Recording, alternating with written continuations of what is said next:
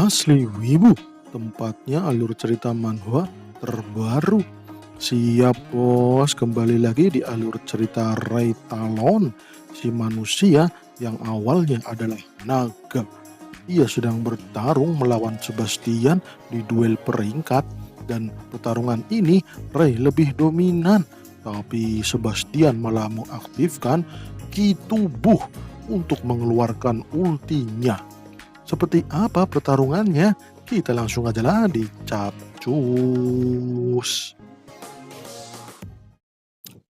Dan ya, para penonton jadi bersemangat. Ini pertarungan yang bener-bener gile. Serius amat itu si Sebas. Ki tubuh Sebastian sudah aktif. Ia pun kembali menyerang Rai.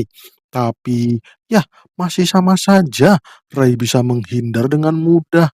Akan tetapi, eyalah tuh bocah kenapa nyengir. Ray kaget karena Sebas menyerang kembali. Ia bisa menyerang dua kali dan tang! Ray menahan serangan itu dengan pedang kayunya. Wanjir, Ray sampai terpental itu ya. Melihat Ray mundur, Sebastian langsung menyerang dengan brutal. Teman-teman Ray mengkhawatirkan Ray. Yah, Ray jadi terdesak. Ia cuma bisa bertahan, tapi Gray malah menyuruh teman-temannya untuk membuka matanya lebar-lebar karena yang terdesak bukan Ray, tapi si Sebastian. Dan bener, Sebastian malah sudah penuh dengan luka. Tubuhnya tidak terlindungi karena ia fokus menyerang. Daniel bingung, ini konsepnya gimana bos? Kenapa Ray yang terdesak, tapi yang terluka malah Sebastian? Ini membingungkan, tapi Sebastian tidak mau menyerah, ia tetap menyerang Ray. Hei tolol, kenapa kau menghindar terus? Maju sini, jangan menghindar. Hadapi aku dengan layaknya seorang kesatria, teriak Sebastian. Ya, karena sudah jengkel banget, Sebastian langsung berlari dengan penuh emosi. Ia tidak terkontrol lagi dan slash. Ray menyerang Sebastian tepat di mukanya. Ya, terluka dah wajah gantengnya si Sebastian. Teman-teman Ray tidak percaya apa yang mereka lihat itu terlalu ganas. Ini seperti Ray mempermainkan Sebastian. Ya, itu layaknya naga yang mempermainkan mangsanya. Wadidaw, Sebastian marah. Ia marah sambil nangis. Ia tidak terima wajahnya dilukai. Ya, dilukai seperti ini. Ia benar-benar kesal. Ini akan membekas tolol-tolol. Kau ini kesatria bukan sih? Kenapa bertarung dengan cara tidak hormat seperti ini? Dan slash. Wanjir, belum selesai ngomong, udah diserang lagi sama Ray. Ya, Sebastian jadi kesakitan, hidungnya dipatahin sama si Ray. Wanjir, teman-teman Sebastian tidak percaya. Orang nomor satu di antara siswa sabuk putih kalah dengan mudah, nggak ada perlawanan sama sekali. Ya, sama rank 280 lagi. Kemudian Ray mau menghajar Sebastian dengan pedangnya, tapi Sebastian sudah kesakitan. Ia mau menyerah, akan tetapi tak. Walah, Sebastian mau menyerah, tapi malah dihajar dengan pedang kayu dan pak, pak, pak, pak, pak. Wadidaw, Ray tanpa ampun menghajar wajah Sebastian. Waduh, kaswat bisa modar itu Sebastian. Grey, hentikan itu Grey. Walah, gimana caranya, Neng? Itu pertarungan resmi. Dan berhenti, teriak seseorang yang ada di podium. Ternyata itu Mong. Ia minta Ray untuk berhenti menghajar Sebastian. Sudah cukup, Ray. Ray yang melihat ada Mong jadi berhenti menghajar Sebastian. Sebastian pun langsung ngomong, saya menyerah. Dan ya, wasitnya langsung memutuskan kalau Ray Talon dari Sabuk Hitam sebagai pemenang dari duel resmi. Ya, teman-teman Ray langsung berlari ke arah Ray, tapi Ray langsung menghilang. Wanjir gerakannya cepet banget. Sedangkan Sebastian, ia langsung ditolong sama teman-temannya. Ia mau dibopong ke UKS, tapi Sebastian marah.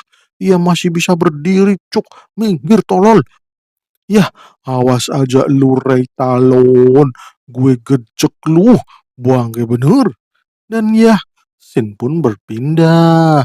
Keesokan harinya, di gedung pusat Akademi Afrion, di ruang rektorat ada Tuan K. Ia sedang komplain dengan para petinggi karena ia disuruh menghadiri rapat atas pelanggaran yang dilakukan oleh muridnya, yaitu Ray Talon. Wanjir, pelanggaran di mananya? Itu duel yang adil. Tuan Kesatria Delbert, tolong jangan buat aturan sendiri ya. Jangan buat aturan yang mengadi-ngadi. Wanjir. Kalau kalah ya kalah, nggak usah ngadu, ucap Tuanka yang membuat Delbert jengkel. Dan ternyata Delbert mengadu kepada para tetua supaya Ray Talon dikeluarkan dari akademi karena telah melanggar aturan duel peringkat dan membuat cedera parah pada siswa akademi. Kemudian ada tetua yang setuju dengan ucapan Delbert, ya Ray Talon sudah keterlaluan, tapi ada juga tetua yang tidak setuju dengan itu ya dengan si Delbert, ya Ray jangan dikeluarkan, itu cuman pertengkaran anak-anak, kenapa para tetua harus mengurus hal sepele seperti ini? Tapi tetua tadi tidak membenarkan perlakuan Ray kepada Sebastian. Apa yang dilakukan Ray sudah kelewat batas. Jadi Ray harus dikeluarkan karena terlalu berbahaya jika ada di Afrion. Manjir nih orang, apa-apaan dah. Kemudian ketua Elder mengatakan kalau keputusannya lebih baik menggunakan voting saja. Ini adalah keputusan bersama. Yah, keluarkan saja suara kalian semua yang ada di ruangan ini. Kita akan voting apakah Ray Talon dikeluarkan atau tidak dikeluarkan. Yah, yang mengatakan Ray Talon harus keluar, silahkan angkat tangan. Delbert pun auto angkat tangan, dan satu tetua dan juga satu kapten angkat tangan untuk mengeluarkan Ray Talon. Kemudian ketua Elder melanjutkan, siapa yang mendukung Ray untuk tetap berada di Akademi Afrion? Silakan angkat tangan. Dua tetua angkat tangan, Wilford, Deborah, dan Tuanka juga angkat tangan. Yah, itu artinya 5 lawan 3. Maka sudah diputuskan kalau Ray Talon tidak dikeluarkan dari Akademi Afrion. Dan woke rapat pun selesai. Ray Talon tidak dikeluarkan dari Akademi Afrion. Sin pun berpindah di atap gedung asrama. Ray sedang berjemur di atap. Ia sedang menenangkan diri, tapi ada seseorang yang menghampirinya. Ternyata itu Naslavia. Walah, cewek ini ganggu waktu santai. Gue pengen sendiri, cuk. Lebih baik kau kembali ke kamarmu, ucap Ray. Tapi Naslavia cuman ingin ngobrol. Ya, ia ingin ngobrol sama Ray. Di antara teman-teman sekamarnya, cuman Ray yang jarang ngobrol. Setidaknya Ray bisa curcol lah dengan dirinya untuk melepas penat di pikiran. Walah, bodoh amat dah, ucap Ray jadi judes. Ya, sebagai seorang teman, kau tidak punya hak untuk berlaku seperti itu. Kami ini temanmu. Kau harus memperhatikan apa yang dikhawatirkan oleh teman-temanmu. Selama ini kau terus-menerus marah dan diam dengan amarahmu. Apa kau tidak terbebani oleh dirimu sendiri? Kita ini temanmu, jadi ya kita bisa menanggung semua beban yang kau pikul. Percayalah kepada temanmu, setidaknya kami bisa kau andalkan. Ucap Naslavia. Ray jadi diam, tapi ia malah marah. Ia langsung mendekati Naslavia dan menunjukkan Dragon Eye. Ya, Ray menunjukkan Dragon Eye kepada Naslavia. Apa kau takut, Lavia? Ini adalah diriku, ucap Ray dengan mata naga yang aktif. Aku tanya Lavia, apa kau takut? Naslavia pun menjawab kalau ia memang takut dengan Ray yang kadang tidak terkontrol. Tapi selama Ray berada di dekatnya, ia merasa aman. Ia tidak takut sama sekali, malahan ia merasa aman berada di dekat Ray. Wanjir, apa-apaan nih cewek. Kau itu bukan monster, kau itu Ray Talon teman kami. Jadinya tolong jangan abaikan kami, ucap Naslavia dengan tenang. Yah, itu membuat Ray jadi tenang juga. Ray pun balik badan dan ia mengatakan, aku tidak apa-apa, ini adalah perjalanan hidupku.